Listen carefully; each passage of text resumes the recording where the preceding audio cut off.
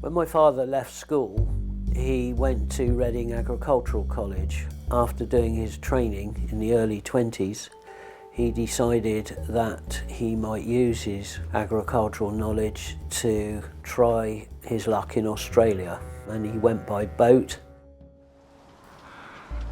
When he was on the boat going to Australia, he met a guy called William Baker, who, like him, was making this trip to see if he could start an agricultural enterprise in Australia.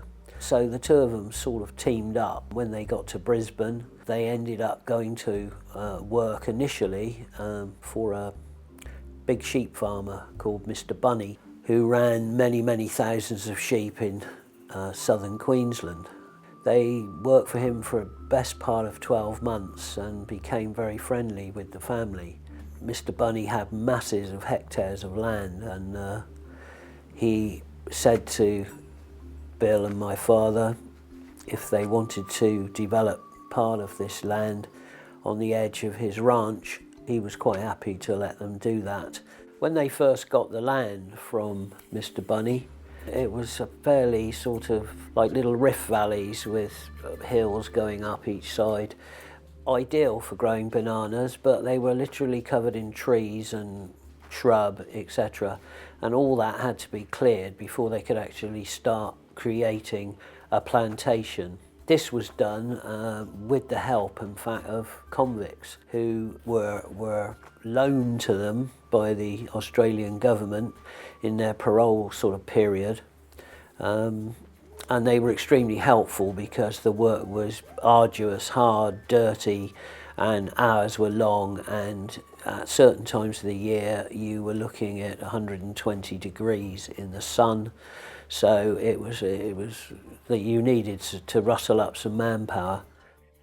The area in southern Queensland where Mr. Bunny's ranch was near a little town, or a hick town as I think you'd probably call it, a bit like the sort of places you see in cowboy movies on television. Just a few shops to service the small community. There was very little in the way of machinery per se, tractors, etc. Most things were either horse-drawn or carts were pulled by bullocks or camels. It was very wild and very raw type of environment, but for young men who had ambition and drive, it was possibly a great place because there was masses and masses of space. As in their case, Mr. Bunny was quite happy to give them many hectares of land that he had no use for to run sheep on, to let two young guys get a start and get a life going, which they did, and quite successfully. And over a period of the next 7 or 8 years, they started to get good prices for crates of bananas, which were shipped into Brisbane and for local Australian consumption and some for export. Also, because there were so few people in the whole area, everybody had to double up or treble up as to what you could do.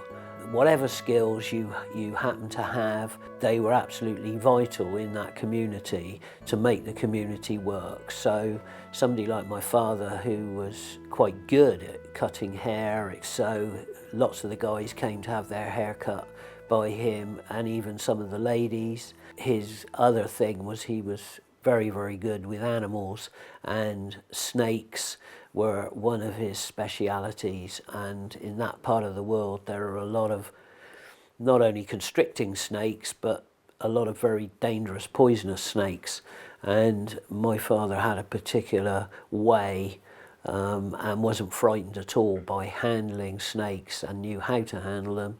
So if that people had any problems, which they did quite often, he was called upon to come and remove them from under bungalows or from people's machinery or whatever. Also, he was quite a good cook, but that was something that basically, to a degree, everybody had to at least get a handle on, otherwise you starved to death, basically, because there was no such thing, money or facilities to say, I'm going to a restaurant tonight to have some food. Everything was down to you to do. You had to also maintain your horse, because that was basically your only mode of transport. So it was quite arduous, and some of the photographs show what things had to be done. My father, as I say, was madly keen on animals. He had a pet koala bear, he had a duck-billed platypus, he had a flying squirrel, numerous snakes, mainly carpet snakes, which give you a nasty bite and can make you feel pretty ill for 24, 48 hours, but basically they are a constrictor. Unlike a lot of other people who were in the Kin area, Dad was quite keen to make contact with the local inhabitants, the Aborigines, and enjoyed their company by all accounts, and he would go and stay with them, and he enjoyed a lot of their interests, the way they hunted and the way they ate local food, and he also would go and eat with them and quite enjoyed their food. Witchery grubs were one particular thing that eaten raw are pretty foul, but cooked in the right way were, so my father said, were pretty tasty.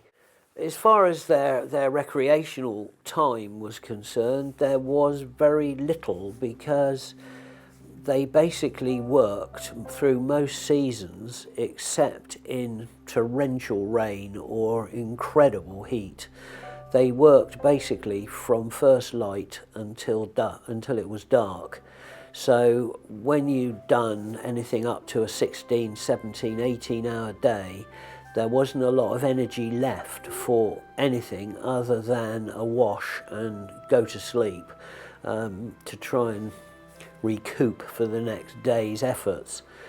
When they did have any spare time, and amongst the guys who worked on Mr. Bunny's ranch and other plantations in the near vicinity of Kin, there was a lot of guys who were young, like my father, and they were quite interested in boxing, and they arranged tournaments, and Bill and my father built a boxing ring next to their bungalow, built up on stilts, a wooden dais. Some pictures there that show some of the local lads having a bit of a thrash about. They were pretty hard drinkers. Alcohol tended to be consumed at gatherings, either at my father's bungalow or one of the other guys' encampments or bungalows, and guys would get together. Sometimes they would, for a laugh, have fancy dress.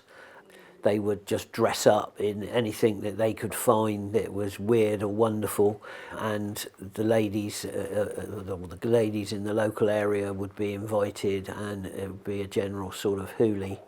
But basically you had to make your own entertainment. The nearest city of any consequence was Brisbane, and that was a long way away, relatively speaking. You have to remember that back in the 1920s, if you wanted to travel 100 miles in that type of terrain, you basically went by horse. After an 8-year period or so in Australia with Bill running this banana plantation, when the Great Depression came, they realised that probably time had run out on it, and at the time, because things were so bad worldwide economically, that they felt that they should probably return to the UK, which they did. They got a boat that brought them then back up through the Suez Canal. And also my grandmother was at that particular stage not in good health, and that for my father was another spur to at least return to the UK to check out the situation with his mother. It had been quite an adventure to do what he did in Australia. He never wanted to work in an office or indoors, and he loved farming and agriculture and animals, and when he came back to the UK he managed 2 different farms. So all the things that he learned in Australia stood him in good stead, because he had quite an unusual CV when he came back and applied to manage farms for people, and he loved every minute of it.